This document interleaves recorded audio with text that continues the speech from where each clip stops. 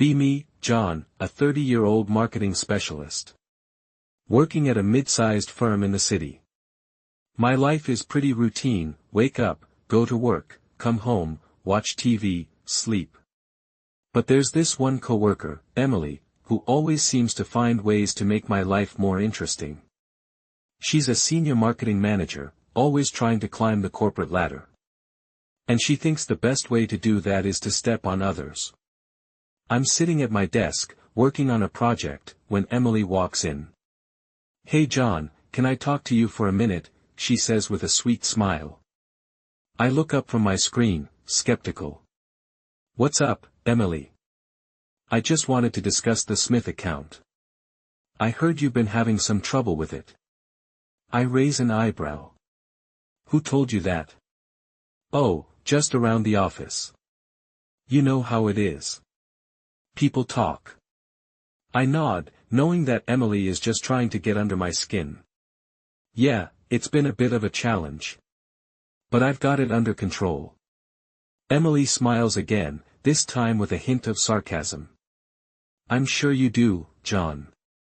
But just in case, I've been working on a backup plan. You know, to save the account in case you fail."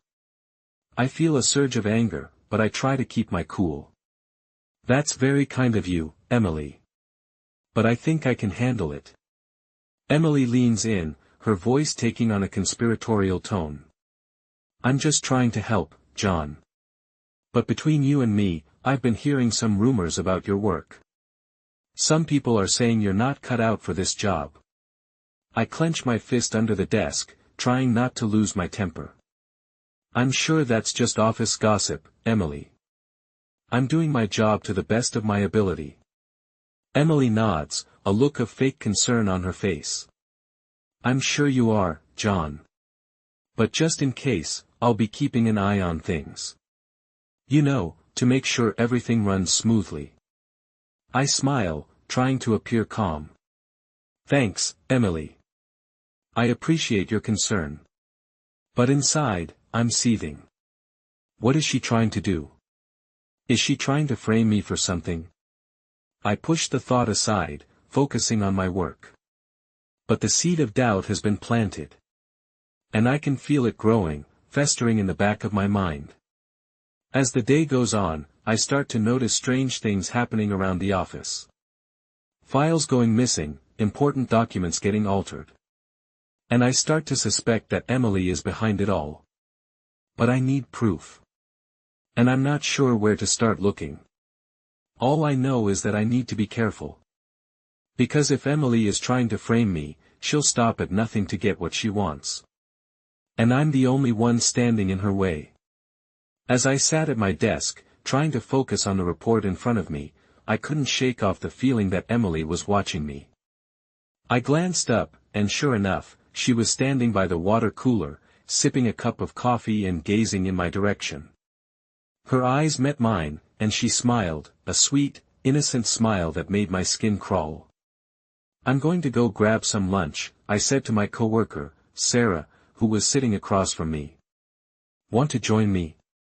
Sarah nodded, and we walked out of the office, chatting about our weekend plans.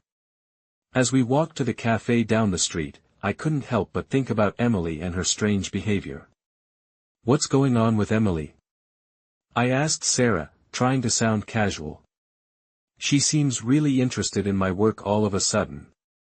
Sarah raised an eyebrow. "Yeah, I've noticed that too. I think she's just trying to impress the boss, you know, by showing that she's on top of everything." I nodded, but I wasn't convinced. "Maybe. But it feels like there's something more to it. Like she's waiting for me to slip up or something." Sarah leaned in, her voice lowering. "To be honest, John, I've heard some rumors about Emily.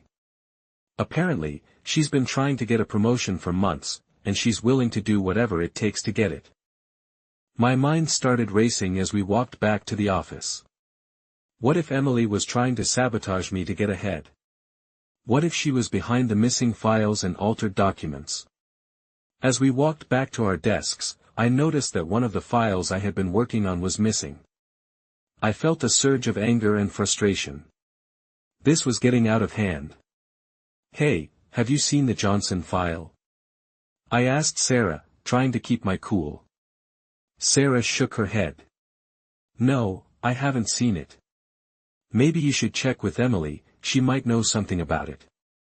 I gritted my teeth, feeling a sense of determination.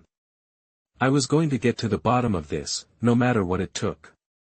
"I'll go ask her," I said, standing up and walking over to Emily's desk. As I approached her, she looked up, a look of innocence on her face.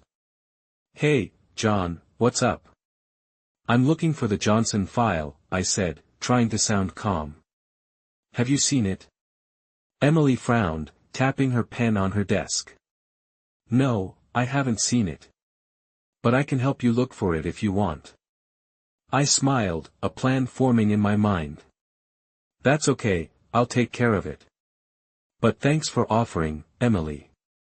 As I walked back to my desk, I couldn't help but think that I was playing a dangerous game.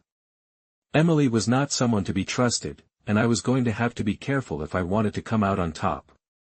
"What's going on, John?" Sarah asked, noticing the look on my face. I leaned in, my voice lowering. "I think Emily is behind all the missing files and altered documents. And I'm going to prove it."